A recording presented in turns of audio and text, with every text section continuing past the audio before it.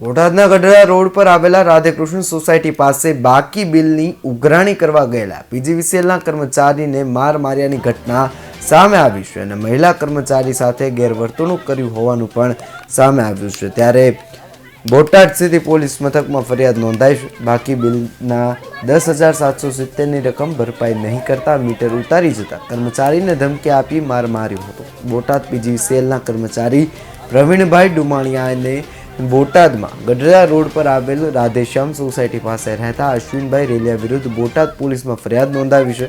અશ્વિનભાઈ રેલિયા નામના શખ્સે ઉશ્કેરાઈ જઈ માર મારી જાનથી મારી નાખવાની ધમકી આપી હોવાનું જે છે સામે આવ્યું છે। પીજીવીસીએલના કર્મચારી પુરુષોત્તમ ડુમાણિયા અને સંધ્યાબેન ચૌહાણ સાથે ગેરવર્તન અને અપશબ્દો બોલી અપમાનિત કર્યા હોવાની ઘટનાનો વિડીયો સામે આવ્યો છે।